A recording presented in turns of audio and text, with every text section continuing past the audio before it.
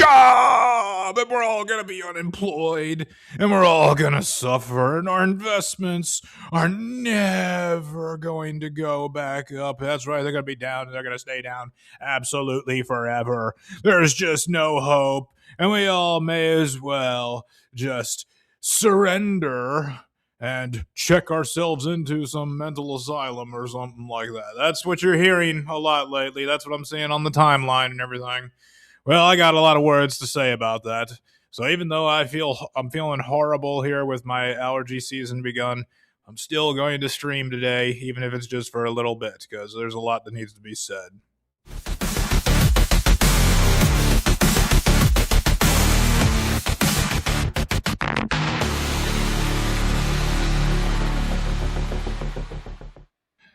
Good afternoon, Hexaco.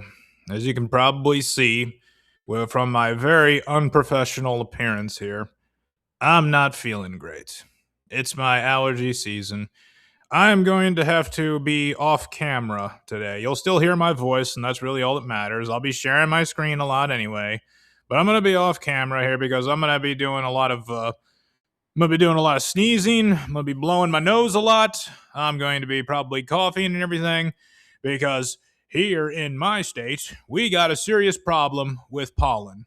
So, sorry y'all can't see my hideous, unprofessional appearance here while I cover today. But this is just the way that it's got to be, guys.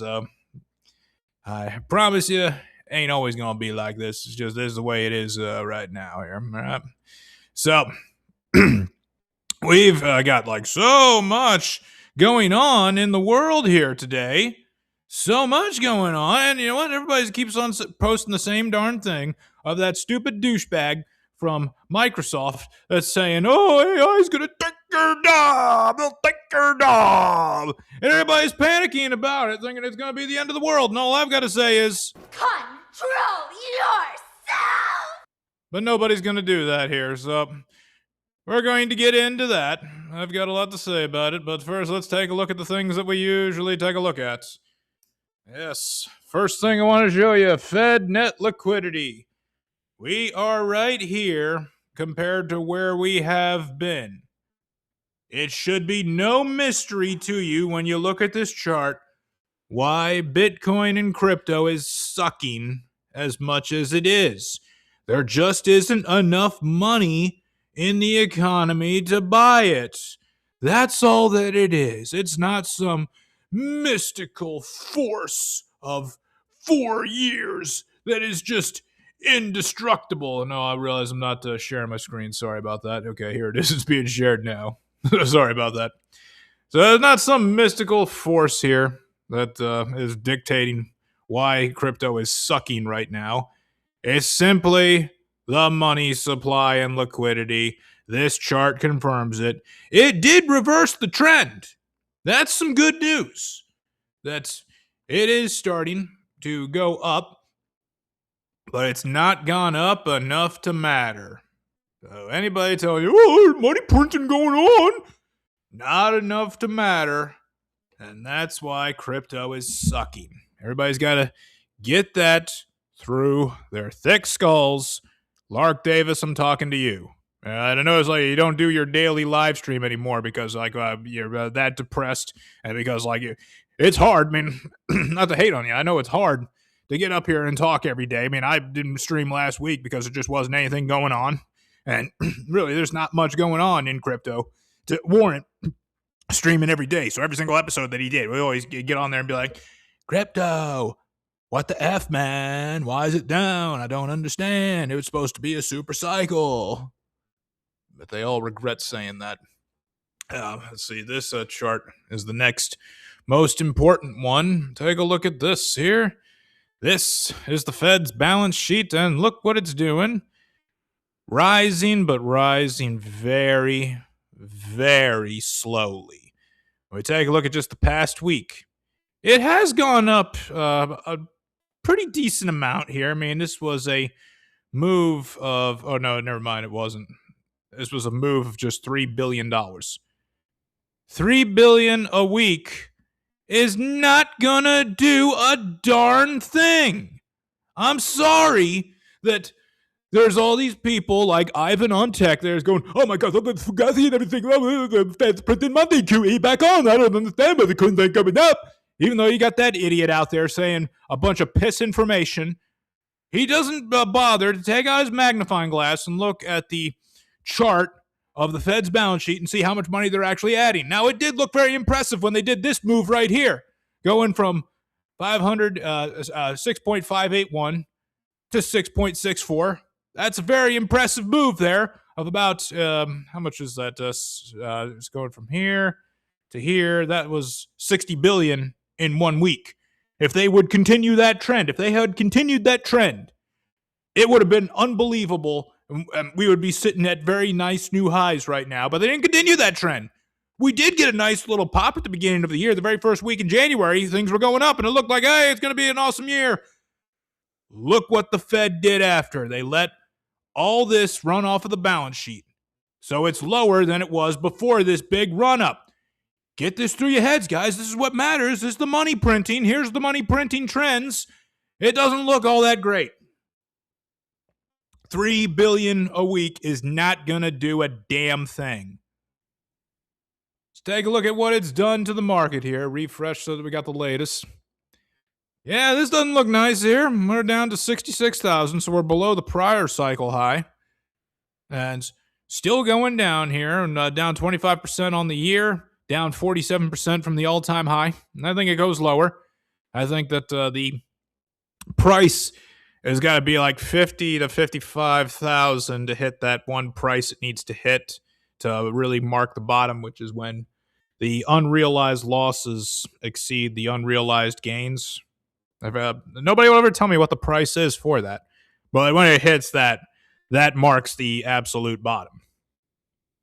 Look at Ethereum continuing to be the embarrassing, pathetic failure that it is.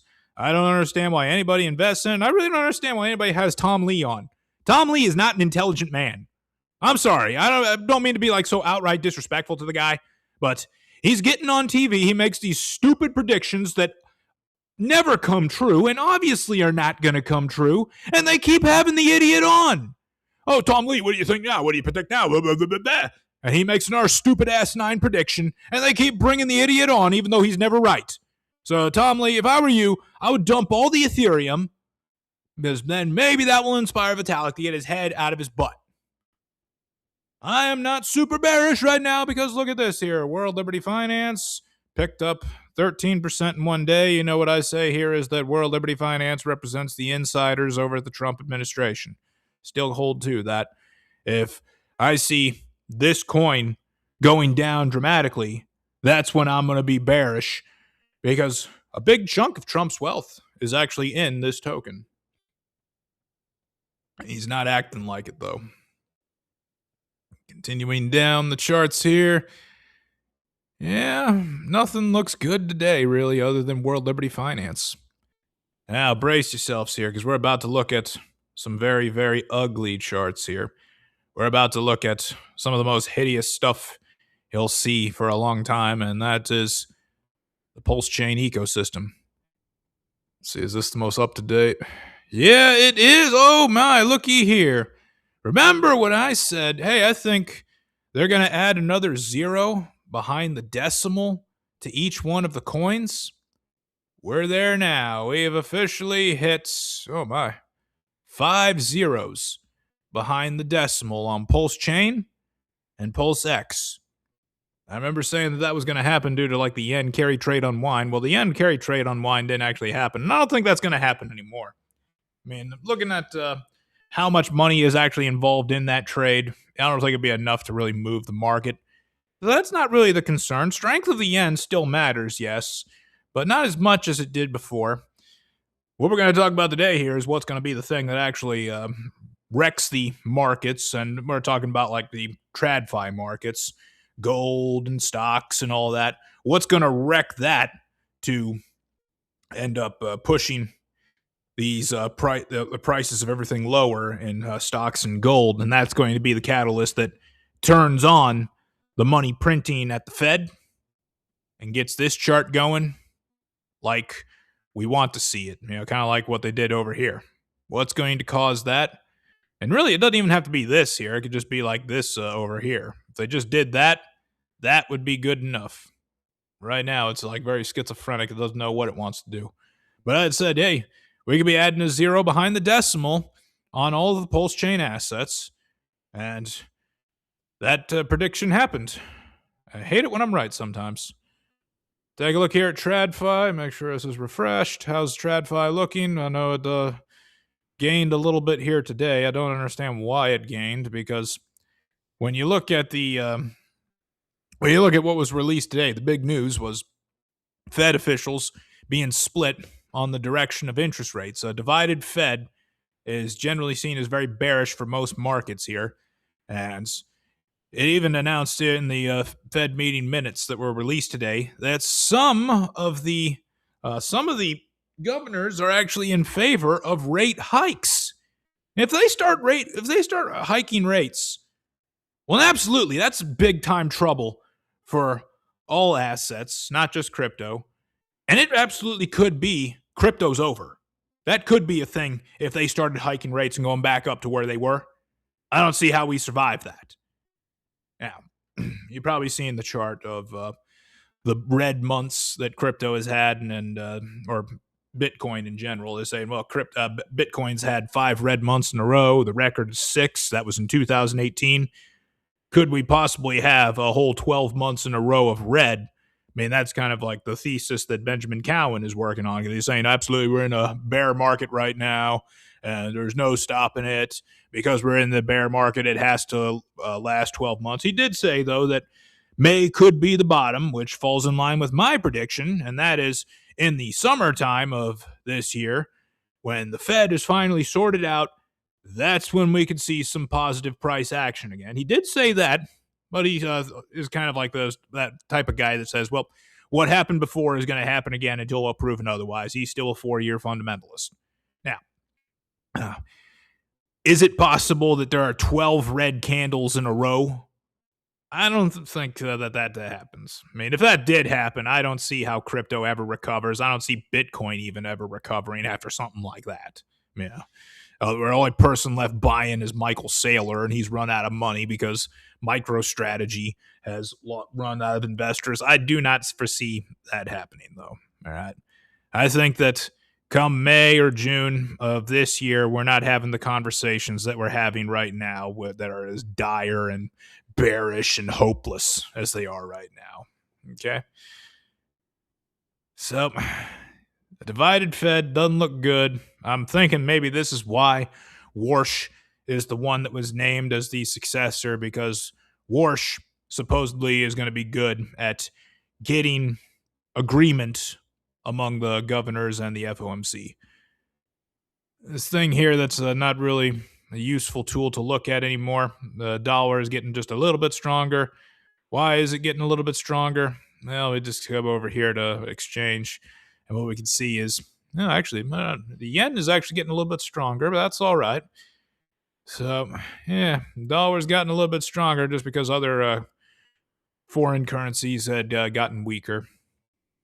Where are interest rates at right now? Well, that's this is not up to date, by the way. So see, check this out here. The 10-year Treasury, not too long ago, like when I last streamed 2 weeks ago, was at 4.27%. Let's refresh.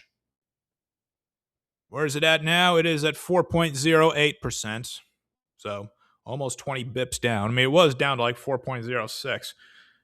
What's happening there? And you got to remember what goes into the pricing for a 10-year Treasury is growth and inflation outlook.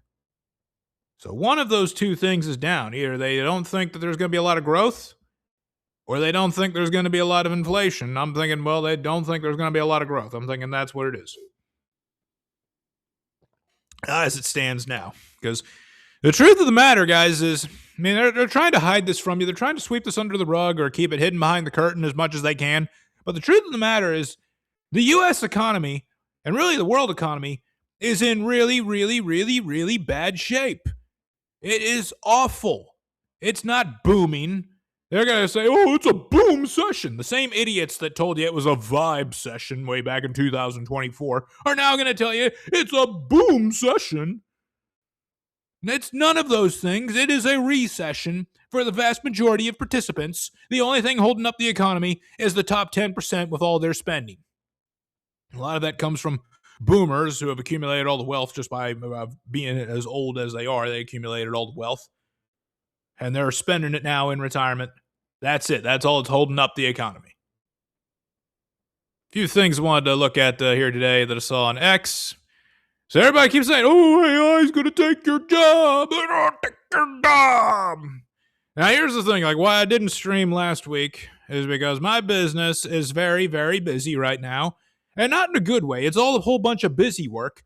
Why do I have so much busy work, more so than usual? Well, I'll tell you exactly why. I tried doing a really stupid thing. I tried getting AI to run some of my business for me.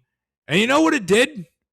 It created double the amount of work. This is what I say. AI is not replacing anybody's jobs. So that Microsoft guy, he's lying. He just wants people scared so that they are incredibly subservient to the slave labor that their employer is asking them to do and the piss poor wages that they want to pay you. That's 100% the case. Because look at what AI here is saying. You ask it, hi, chat, I need to wash my car, and the car wash is 100 meters away. So should I walk or should I drive? And ChatGPT 5.2, the latest model, said, you should walk. At 100 meters, driving makes almost no sense. Okay, well, I sure hope that the hose over at the car wash can reach 100 meters back to my driveway. AI is not going to replace a damn person. All it does is it creates more work because now somebody has to go in and check for AI's screw-ups and correct AI's screw-ups. That's what it does. Accountants right now are making an absolute killing. And he's like, well, how's that possible? Making a killing? I mean, like, perhaps the most undesirable task that we all have to do is file our taxes. Nobody enjoys doing that. Nobody that gets laid enjoys doing that. So, wouldn't we take a tool that's incredibly intelligent, so to speak, like AI, and have it do this very undesirable task that nobody wants to do? I mean, it's clear nobody wants to do it. Let's look at the accountant shortage. There's a huge shortage of accountants. I mean, if you went and studied for the enrolled agent exam and you passed it, you can probably do that in about 6 months. You can walk into any place and get a job right away, at any tax return place, and get a job right away. Or you could start your own tax return preparation business and pretty much name your price. And you're going to have job security because taxes will always be around. That's one thing that Benjamin Franklin said was certain, along with death. They're not going away, and everybody has to file taxes. I mean, even if you don't owe money, you still have to file your taxes. Somebody has to do it. So that's the most secure job, even right now, that nobody wants to do it. And you'd think that they would want AI to do it. What accountants are telling me is they are making an absolute killing, not just doing their normal tax return workload, but they're also making a killing having to correct AI screw-ups when people try to use AI to do their taxes. So, do not fear any of the crap that's being said that, oh, AI going to take your job. Look at this here. You think this can replace a human? No. Going to get into this a little bit with the Arthur Hayes article. I'll come back to this. We also want to get to this here. Like, some people are thinking, is there an AI bubble or is there not an AI bubble? Well, we've got to take a look here at this. And what this gentleman here is saying is the reason why RAM has become 4 times more expensive is that a huge amount of RAM that has not yet been produced was purchased with non-existent money, borrowed money, to be installed in GPUs that also have not yet been produced in order to place them in data centers that have not yet been built, that powered by infrastructure that may never appear. Our grid cannot handle the data center demand. That is 100% a fact. To satisfy demand that does not actually exist, and to obtain profit that is mathematically impossible. I mean, the amount of money that the AI CapEx spend is pissing away you are not going to be able to make that money back in a very profitable way. I mean, this is going to be the rug that I think gets pulled out and causes the great economic crash that is going to get the Fed to turn on its money printer, is when they can no longer ignore how poor the economy is. It's going to take something dramatic as this. And I say, well, this would be a disaster that's greater than the Great Depression, 2008 Great Financial Crisis, and the 2020 pandemic combined. It'd be even worse than that. So you'd have that emergency meeting at the Fed where they turn on the money printer and they cut interest rates all the way down to zero, and they pour out a big chunk of money like they did right here. This was March 2020 when they did this. You would absolutely see that if this comes into fruition.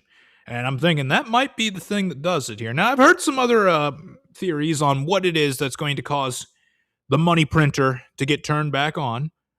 Some people would say, well, the Eurozone failing and lots of people withdrawing from the Eurozone. That is a possibility, absolutely. I think that if one country does it, one member does, it's not long before they all do it. France probably be the first. And that's what I think Christine Lagarde here is wanting to avoid. She wants to exit her term early. Now, her term goes on till April next year, so it really is too premature to say one way or another. But the fact that they're even talking about it, it's a real possibility. So you got to ask yourself, well, what's the crisis that she's looking to avoid? The implosion of the EU would definitely be that crisis, because then do we even need an ECB? No, it wouldn't be an ECB in that case. So, I'm going to get to Arthur Hayes' article here. What he is saying in this is that AI is going to do what that Microsoft douchebag said it's going to do. It's going to wipe out a lot of white-collar jobs, which, no, it's not going to do that. So I will say I agree with Arthur Hayes, but I also disagree with Arthur Hayes. So we'll get into both here, like why I agree with him and why I disagree with him. Let's start with like why I agree with him. We take a look at the white-collar workers, about 72 million of them in America. That makes up 43% of the United States' workforce, non-farm payroll. They are people who also have, as Arthur points out, a lot of consumer debt, about 3.7. How much is that? I think that's 3.7 trillion. Yeah, 3.7 trillion. They're also the ones that have most of the mortgages out there, and that's about 13 trillion. Now, Arthur is saying here, you don't need that many workers to be displaced from white-collar work to cause an economic disaster. And I agree with that, but for different reasons. I mean, he's saying if just 20% of white-collar workers lose their jobs because AI replaces them, this is going to cause some serious disasters in the debt market, because much of the economy, majority of the transactions in the economy is debt refinancing, but much of the economy uses debt as collateral. So if we have a disaster that takes away the incomes of the people who have to pay back these debts, that is going to affect the banks that originated those debts, originated the mortgages, originated the consumer debt, the credit card companies. It's going to be like throwing a wrench into the gears of the economy. That's what he cites in this article, and he's pointing to a hit of, even if it was just $334 billion, that doesn't sound like a lot when we talk about trillions of dollars in the federal budget or in the overall economy, the M2 money supply or whatever. But $334 billion that is becoming a write-down loss that they get to write down on the bank balance sheets, that would be absolutely devastating, just based on how sensitive and how fragile the banking system is here in America, particularly for banks that are not part of the Great Eight. You see, there's a Great Eight banking, you could say cartel or syndicate or whatever. It's the Bank of America's and the JP Morgans. Those are the banks that have been designated as too big to fail. So government would absolutely step in and bail those guys out if if they became threatened. But there are these other banks, the smaller ones, the regional ones, such as ones like Silicon Valley Bank or Signature Bank. I think some other ones that would be on that list would be something like maybe BB&T, or I don't think it's still called BB. It's called Truist, which is a real stupid name.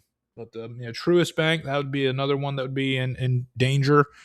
Regions, that's another one that would be in danger as well. That you could also point out tons and tons of cockroach banks. Don't know if Wells Fargo would be on that list. It might be. But when these banks are taking billion-dollar losses on their balance sheet, that's going to cause a tremendous amount of problems here, because what it's going to do is it's going to cause a lot of runs on the bank, a lot of capital flight out of banks. And that brings down the banking system that's all interconnected. You see, every single one of these banks is heavily dependent on each other than maybe the Great Eight.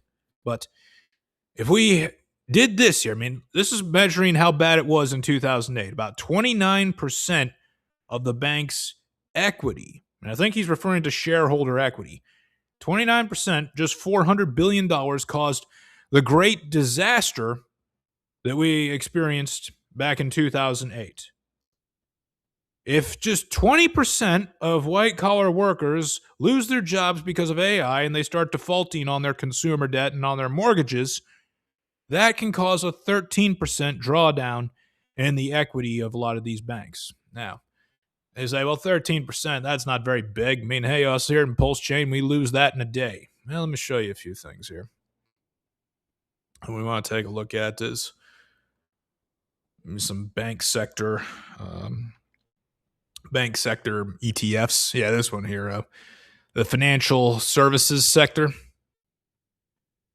And first off, so far in the past 6 months, it's not had a great performance. I mean, remember how much November sucked for us here in crypto? Well, it also sucked here for financial services and banking. Take a look at it on the 5-year. You can kind of see a reversal of the trend. You see, financial services as a sector, it only does well when the economy is doing well. Same with technology.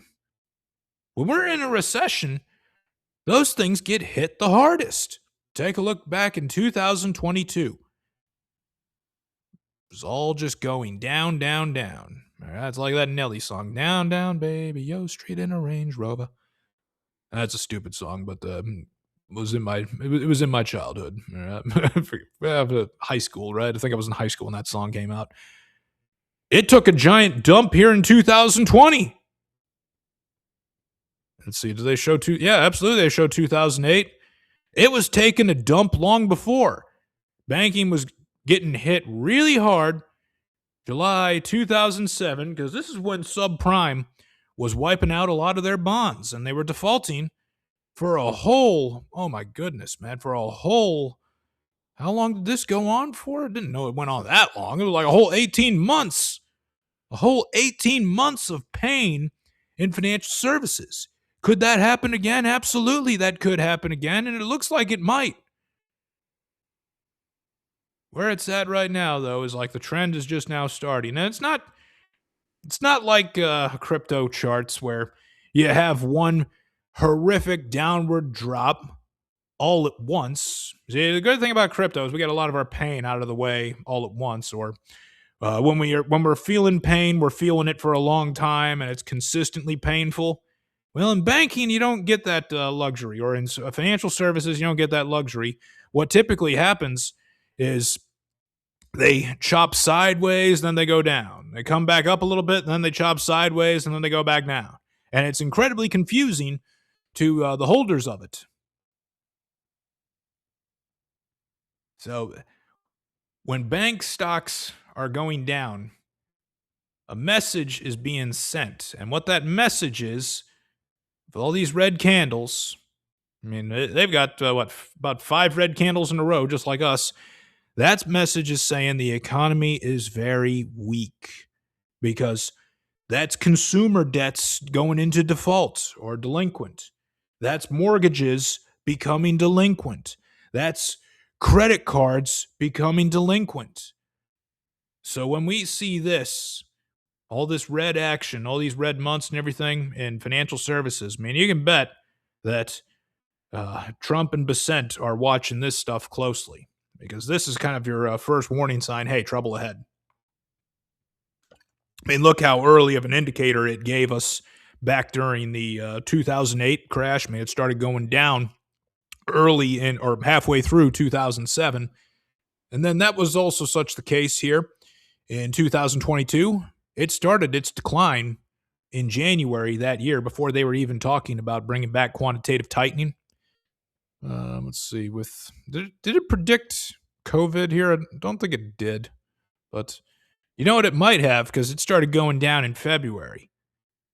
You see, what financial service stocks and ETFs can tell you is a little bit of what do the people with inside information think is going to happen.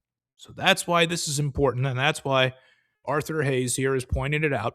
And I got to say here, I do like Arthur Hayes. I've always read his Substack and everything. So even though I'm going to disagree with him a little bit right here, I just want to say I agree with him most of the time. Now, this chart here. Let's see, can we zoom in on it? Yeah. This is just liquidity world in the United States, U.S. dollar liquidity. This is what determines is we're going to have a good year in crypto or we're going to have a bad year. Is the price going to go up or is it going to go down? Because when you look at this here, look at the chart. All it did throughout 2025 was go down and take a dump. It had a little pop up where it looked like there was a trend reversal in early October, but it kept taking a dump. This was 10/10 here. This was October the 6th, 4 days apart. All right, so there's the 126,000 that we hit right here, and then here's the disaster that was 10/10. And it did nothing but take a dump ever since. So why is it sucking so bad? Well, what this chart shows you is that the world just doesn't have the money to buy crypto. That's all there is to it. For your coins to go up, people have to buy them. For them to buy them, they have to have money. And this chart shows you they don't have money. It's not complicated. And so Arthur will agree with Cairo's law, I think, about every dollar printed, where that leads to. And he tries to support that with some more charts here. But what this chart he's trying to show us here is the the white is iShares software, which got hit really bad recently. That indicates recession, as it's technology stock, indicating recession. The gold chart represents the NASDAQ, which is trading sideways. The main thing that's holding up the NASDAQ is the passive bid. Oh, by the way, when I was talking about what are the things that could turn on the money printer, I said, yeah, Europe, the Eurozone going down, that could do it. There was another theory I heard that was excellent. It comes from Danielle DiMartino Booth. And if you get a chance to see her on a live stream, no matter who's interviewing her, it's worth watching. She's a very savvy person, very intelligent person. She used to work at the Federal Reserve, so that's how she knows what she knows. And wrote a great book about the Federal Reserve. I know that doesn't sound like the most exciting reading. You probably would rather read something from George R.R. Martin. But I promise you, watching Danielle DiMartino Booth and listening to her is going to serve you well. She came up with a great theory on what could turn the money printers back on and have crazy QE. And what she said is that if the passive bid stops, you see, that passive investing is the only thing keeping the NASDAQ up. It's the only thing keeping the S&P 500 up. It's the only thing keeping the Dow up. If that stops, and I got a theory on how it could, I'll talk about that today, but if that stops and these markets start coming down, you can bet your butt there will be an emergency meeting at the Fed where they turn the money printers back on. All right. Now, what Arthur goes on here to say is the money lenders to SaaS or software businesses, which I think that's the white. Yeah, it's the white line. Owl was one of them. It's called Owl Financial or Blue Owl Financial. That's this white line, and it takes a dump. And then the gold line is the overall software stocks in the market, overall software stocks index. They go down together. So when software and technology, when their money lenders are going down, it brings the entire sector down. This is why financials going down is indicative of serious trouble ahead for the economy, because when the financials are going down, when the banks, the lending services, or just financial services out there start getting hit really hard, that's basically the body known as the economy, the body losing its blood. The body loses too much blood, it fails. If the economy loses too much blood, it fails. This all coincides with what we've been saying all the damn time. It's all about liquidity and capital flow. This is telling you capital flow is getting hurt. Capital flow is being squeezed and suppressed. That it's not as good as the GDP numbers would have you believe. Excuse me for just a second. Sorry, I had to cough. Hang on.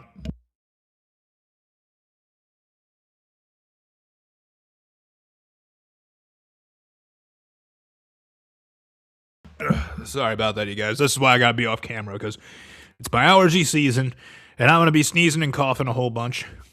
But what I was saying is that this is why crypto is sucking, because the money that needs to be flowing through the economy to make it not suck is starting to dry up.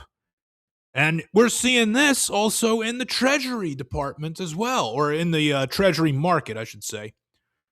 That's how this 10-year Treasury came down from 4.26 to 4.06 even when it did that. And people be thinking, well, wait a minute. Isn't there going to be a whole bunch of debt that needs to be rolled over this year? Yes. $10 trillion worth of Treasury bonds need to be refinanced this year. Isn't that meaning, that plus an additional new spending by the federal government is going to issue a lot more bonds? So really, we're looking at probably 15 trillion even, possibly 15 trillion in Treasury bonds being issued this year. Yes, that's true. Well, wait a minute. If there's more bonds, that's increasing the supply, and demand's not changing, so shouldn't the price go down and the yield go up? It would if it was a normal market, but the Treasury market is not a normal market. You see, what goes into the 10-year Treasury? The bond market knows this. The Treasury market, they know that a whole bunch of Treasury debt is being refinanced this year. They also know that a whole bunch of new debt is being added this year. So it's a whole bunch of new bonds coming to the market. They know that. What determines the price and ultimately the yield on the 10-year Treasury is the growth and inflation outlook. Because financials are down, because the capital is drying up, because money is being choked, the growth and inflation expectations that determine the 10-year Treasury are lower. That's why the yield is lower. Because everybody that trades a 10-year Treasury understands the federal government is never going to pay off that debt. They are never, ever going to reduce the supply. They know that. And the reason they're trading into it, though, and why they're setting the price of what they're setting at, is they set it to match growth and inflation outlook or forecasts. Because all that the federal government needs to do for everything to remain solvent is they just need it to match the economic growth rate. That's all it is. By the way, like all the outstanding economic growth that they're saying is going to happen here, or is happening. Oh, we had 5% GDP. Well, why isn't the 10-year Treasury at 5%? Because if it really was, that 10-year Treasury would be higher to reflect the growth in inflation. But it's not. All right. Now, this chart that Arthur's showing us here, this comes from the Federal Reserve of New York. And what they're showing us here is just all of the delinquencies out there. But you look at the green, there's a lot of green on there, and that green represents debt repayments that are more than 120 days delinquent or likely to default. Because the yellow is also more than 120 days delinquent as well. And when we look at this here, we see, well, man, that's a lot of consumer debt that could easily crumble, could easily go into defaults. I mean, a lot of it, not quite as much as we had in the post 2008 crisis. It was 2008 that got real bad real fast. That's what this big bump is right here. And it looked like it started getting bad again here in 2020. In fact, we just hit the same level as we hit in 2020. So it's doing this right now, and it's rising. You see the posts on X that lots of people are really struggling, living credit card to credit card, and they're working 2-3 jobs, and they're not good jobs. They're jobs like being a DoorDasher or an Uber driver, jobs that nobody wants. This is only getting worse. And the big catalyst here is student loans. Student loan delinquency and defaults are skyrocketing because now they're being forced to repay, which I agree. They should be forced to repay these. But when we look at this here, man, it's not just the young, all right, the 18 to 29-year-olds. We got it for much older students as well here. I mean, the gold line represents 40 to 49-year-olds, and the blue represents 50-year-olds. 50-year-olds who apparently had student loans from, let's see, how long ago would that be when they had their student loans there? It'd be back to like 30 years ago, which would be 1990. Back in 1990, when student loans, when the cost of college really wasn't all that bad yet, I mean, it was expensive, but it wasn't as expensive as it is today, these 50-year-old idiots were sitting on these loans, letting them compound the interest and growing and growing and growing. And even after the nice little holiday, the interest holiday and the repayment holiday, they didn't squirrel the extra money away. No. I don't know what they did with their time for the past 4 years, but they did nothing to pay down these loans because now they're the leader of most delinquencies by age. It's the boomers again. Or actually, 50s would be Gen X, which could be just as bad. Well, somewhat bad. Nobody just as bad as the boomers. This chart here is also showing you a tremendous weakness in the economy because what it's comparing is the spread between the stocks that are considered consumer staples versus consumer discretionary. Now, what do those two terms mean? Well, a consumer staple is toilet paper, food, or things we can't live without. I mean, you need this stuff here no matter what, or pens and pencils. Discretionary, that's things like trips to Disneyland, or jewelry from Tiffany's, or fancy dresses, fancy vices, or fun things that, in a recession, push comes to shove, you cut those out. The spread between those two things is now growing. That is representing something really bad is happening in the economy. When it goes, it starts in October here. It starts in October to go up, chop sideways for a little bit, but we've had a really heavy shoot up so far at the turn of this year. And this thing can keep going higher. That spread can keep climbing. All right. I know it was a lot higher over here, but you see, this was the Liberation Retardation Day, so we really have to throw a lot of that out just because that was such an anomaly. And then, with more of Arthur's charts here, what he's looking at now is some of the consumer debt instruments, like the white line here. This is American Express, a credit card that most of the white-collar workers use. They like their American Express. And then the gold line is the financials. As the financials got dragged down, that also brought down the American Express. And it was software as well. Like all these charts, they all correlate. They all go down together. And then here we got Bitcoin in the white line and then the NASDAQ chopping sideways. You see, the Bitcoin is more honest than the NASDAQ about how good the economy is because Bitcoin doesn't have a passive bid, but the NASDAQ does. And that's the reason it's chopping sideways, because there is a constant weekly flush of new money that is being force-fed to it that keeps it alive and keeps it up. It's not enough new money, though, to push it to new highs, but it's enough to keep it going. That's got to tell you something here, because when we got a liquidity sensitive instrument like Bitcoin dropping and a NASDAQ, which is liquidity sensitive, but also passive bid supported, chopping sideways, that means it's on its last leg. And I do see the NASDAQ getting hit the hardest among all of the stock indexes. I mean, it usually is the one that's hit the hardest. Be a great buying opportunity there when it happens. Now, it also shows, well, gold is surging while Bitcoin is dropping.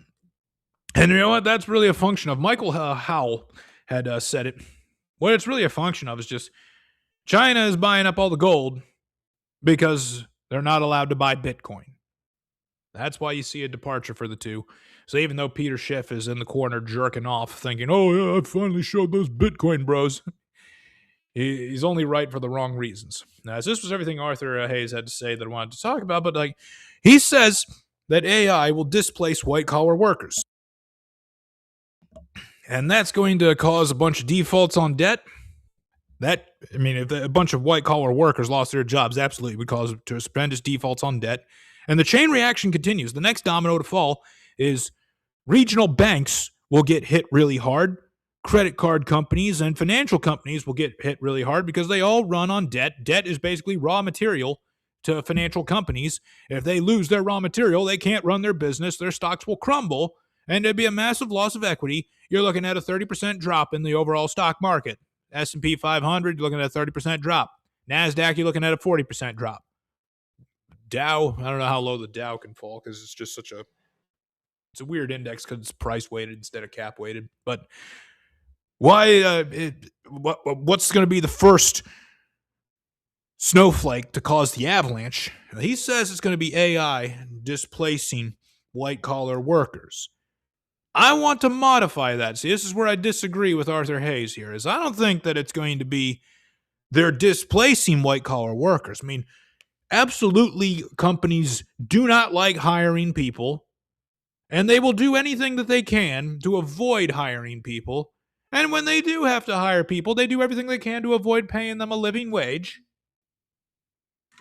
So all of these CEOs, like the jerk from Microsoft, I know that they're all in some gay bathhouse jerking off together at the idea that, oh my gosh, AI, we get to replace all of our employees with it.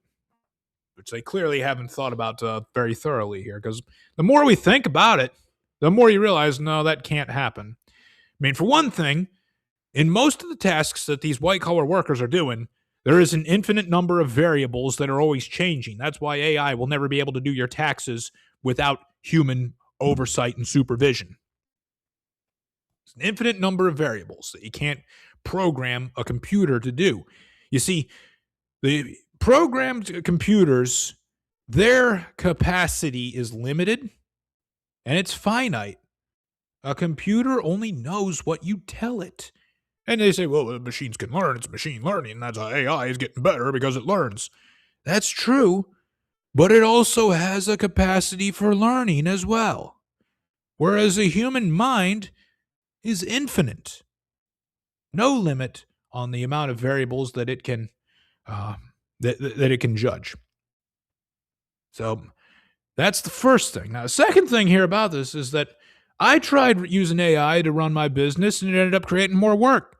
Everybody else that tries using AI to automate things, it just creates more work. Or it creates pissed off customers. Like Transamerica was one company I worked for that they tried putting in an AI phone system. And you guys, you know what it's like having to go through a phone tree or talk to an automated system over the phone. You're like, after 3 prompts in here, you're already cussing at it, just like, get me to an effing person. You try calling Bank of America, it's impossible to actually get through to a person without lying to the automated system. You got to say, well, I'm calling about this thing. Oh, okay, well, now I'll connect you with a human person. Because if you tell them what you're calling about is this other thing, that there's a real reason you're calling, it's going to say, oh, that's not one of the options. So you get to a person, and then they got to transfer you 5 times because they're not the right person to speak to. So people hate AI for tasks that could be more efficiently done by a human. I mean, just looking at the automated systems and the phone trees and everything, many tasks are more efficiently done by a human. So these companies that are going to try to instill AI to replace humans, those companies are going to be in severe trouble because all they're going to do is just create more work for themselves. And then they're going to have to hire back all the people they fire, and they're going to have to hire more people on top of that to correct AI's screw-ups, because AI makes lots and lots of screw-ups. I showed you one earlier. Heck, like the first person that had came up with the possibility of there being an AI bubble, they noticed, well, it can't even count to 7. Because they asked, illustrate me a picture with 7 people in it, and there was 3. So it can't even count to 7, and it's supposed to replace a human. But there's more to it than just that. It's not just that there's an infinite number of variables that are always changing. You also got to remember, AI is not free. It needs energy to run. Hydrocarbons are not free. Hydrocarbons are not easy to get. And hydrocarbons are not cheap. That's why it pays lots of money to be an oil scout or an oil engineer, because you got to have energy to do anything. And there's not enough energy on the grid. The grid is not great enough to support what all these clowns want to do with AI to replace all these people. So even if they could displace all these white-collar workers to the extent that they wanted to, like that douchebag from Microsoft, even if they had a plan to do that, too bad. We ain't got the energy to do it. So you can just continue jerking off to the idea that you're going to replace white-collar people. You're going to replace white-collar workers with AI. You can keep jerking off to that, but it's never going to happen, all right? The next thing is that we got a limited supply of hydrocarbon. Truly, energy is unlimited. It's just getting to it. We face a dramatic bottleneck. It's really hard to get at it, and it's costly to get at it. Those costs are only going to go up as data centers go up. I guarantee you are going to see people rioting and vandalizing these data centers when they start going up, and that's going to slow down AI adoption. And I also think that if you got a business right now, I'd go ahead and do this right here. Brand your business as AI free, and I promise you, your business is going to be more profitable than any business that's using AI. I sincerely believe that. I mean, try doing anything in Crypto Coffee had said he'd used RunPod lately. Try doing anything in Comfy UI and see how much fun you have right there. Or try getting AI to help you do anything in Comfy UI and see how much fun you're going to have. I'll go ahead and spoil it to you. You're not going to have a lot of fun with it. So I don't foresee people being displaced from white-collar work due to AI. I don't foresee it lasting for a long time. If they do, it's not so much that... there's some jobs you absolutely could do it with. You could do it with human resources because that's a pointless department. You could do it with teachers because teachers are really stupid people that really are... The jobs that teachers do, it's a welfare jobs program for incredibly stupid people. I know I offended some teachers because I saw my viewership go down. But I don't care. I want you to be offended. You teachers, you're really stupid people, and your job is just a welfare jobs program because you're too stupid to do anything else. Now, could you replace all that with AI? Absolutely. That's one thing. But that's not white-collar work. It's not white-collar work because teachers don't really make that much. Only make like $40,000 a year in some places. So... is that enough to cause the disruption here that Arthur Hayes is talking about? I don't think so. I don't necessarily think so. I think what the disruption doesn't come from permanent automation due to AI. I think the disruption comes from companies and corporate hubris that they live under attempting to do this and creating even more work for themselves, making their companies run less efficient. And because it's been shown that when you use AI or you give it as a tool to your workers to use, what happens is they're less productive, and now they cost you $2,000 a year more because you're paying the subscription cost to use all that AI. So the company gets less productive, it leads to more problems, and they're going to have to spend a lot more money to hire more people to correct AI's screw-ups, which is going to decline their budgets. It's going to absolutely hurt their budgets and hurt their it's going to hurt their profitability as well because they're spending more money here on employees. So I do foresee that happening. IBM is the one company that foresees that as well, and that's why they're doing the additional hiring that they're doing, because they know, hey, this AI thing is not ready for prime time. All right. And when I say this here, I'm just talking about the economics of AI. I'm not saying that it isn't possible that it's going to be a thing someday. Not now, it's not, though. So the disruption I see is these companies will shoot themselves in the foot. Many of these companies will go under. Microsoft, I hope to God you guys get hit the hardest, because I am so sick of you people trying to get me to use Copilot. I mean, you're saying that all these white collar workers are going to be replaced by AI when you can't even get anybody to use your Copilot. It's a piece of garbage that nobody wants to use. I'm so sick of you guys trying to force the Windows 11 upgrades on people that does absolutely nothing new. I hope you guys at Microsoft are the ones that get hit the hardest, but you guys are one of the only companies that has a AAA rating, so I'm not holding my breath for it. However, these companies go out of business. That does displace workers, because what happens is the business just becomes untenable with all the extra work that they're creating, and it becomes less productive. So what happens then with these displaced workers? I mean, one thing that Arthur Hayes points out that I do agree with is that will cause a banking crisis because of the amount of consumer debt that they have, which he documents right here. The amount of consumer debt and also the mortgage debt that they have. Absolutely. And that could cause a housing crisis as well, like 2008. But here's the bigger crisis that Arthur Hayes hasn't pointed out. I'm sure he knows this, but Danielle DiMartino Booth did point out. What's the main thing holding the stock market up right now? No, it's the passive bid. It's just money that's very passively coming from people's paychecks and going into 401ks, which feed the market every week and keep it up and make the market caps grow bigger and bigger to ridiculous valuations. And it can keep going up. But who are the majority of those 401k contributions coming from? White collar workers, because they're the only ones that make a decent enough wage to be able to save for retirement, is people that are making $70,000 or more. All right. If these workers are displaced, even just 20%, that's a big chunk of the passive bid that is now gone. When the market is getting 20% less money each week, can it really sustain the passive bid?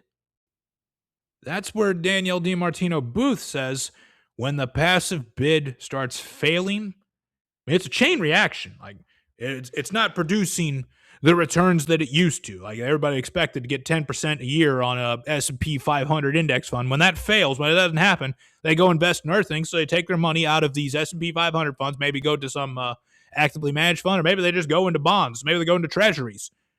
They go into like a bond mutual fund, which, if you believe it or not, like as bad as things have been in crypto right now, bonds have been in a bear market for 5 years.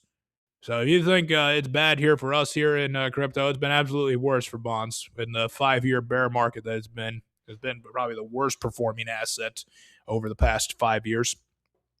I mean, crypto is practically flat from price to price from 2021 to right now, whereas bonds, it's the charts, it's nothing but going down. So when people start pulling money out of those index funds, you got to remember that it goes down harder and faster than it goes up, because the decreases are going to reduce the market caps of each one of those stocks. And that's where you could see a 30% decline in the S&P 500. And when you see a 30% decline in the S&P 500, you know what's going to happen? The Fed is going to call an emergency meeting where they do things like take rates all the way down to zero. Kevin Warsh is probably cool with that idea. And then they're going to have to do something that he's not cool with, which is expand the balance sheet, turn on the money printer, do like they did in 2020 in March. I mean, they did not waste any time with turning on that money printer. Let's see here. Let me zoom in on it. And by the way, they did that in March. 6 months earlier is when Bitcoin, Benjamin Cohen said Bitcoin topped on apathy there. That is also when quantitative tightening for 2019 stopped was in September. 6 months later, that was when it started going up again. Or 6 months later here in March, they turned on the money printer, which eventually flowed into Bitcoin and crypto. Even Benjamin Cohen, the 4-year fundamentalist that he is having that caveat still in the back of his mind that this could possibly still happen. It may take 6 months, though. Here they did the money printer. Take a look at this here. They were turning on the money printer. They had lots of money being printed here. Not enough to matter, though. For 6 whole months, it needed a big boom here like this, which they wasted no time doing. So March 11th was, or the day before, was the emergency meeting, March 10th. And by April 22nd, within a month, they had printed a total of 2 trillion, or 2.5 trillion, basically. And a move of 2.5 trillion like that is enough to matter, especially when it's all done within a month. And when you see a 30% decline in the S&P 500, that's when you can start looking for a policy response that is as aggressive as that. All right. So that's all the time that I got to stream here today. I wanted to go over Arthur Hayes' article. I want to reassure everybody that no AI is not going to steal your job. And if it does, though, money printer gets turned on. This is what I think causes it, is that people being displaced from their jobs destroys the passive bid, and that's going to be what causes them to have an emergency meeting and start printing money again. All right, guys. So thank you for watching, and don't know when to stream again here, but oh god, my allergies keep killing me right here. Who knows if it's going to be much? Who knows if it'll be next week? It all depends. All right, guys. So I'll see you when I see you. Why does crypto suddenly explode into unbelievable bull runs, only to crash just as fast? It's not luck. It's not random. It's macroeconomics. In decrypting crypto, you'll uncover the hidden forces driving every major crypto rally, forces tied to the global debt machine, central bank liquidity, and repeating market cycles. This isn't another blockchain basics book. This is the blueprint Wall Street doesn't want you to read. The playbook that shows you why crypto moves when it does, and how to spot the next bull run before it starts. Don't miss the next cycle. Read Decrypting Crypto. Arm yourself with the knowledge to ride the wave before it leaves you behind. Decrypting Crypto by Cairo Code. Available now on Amazon and Audible.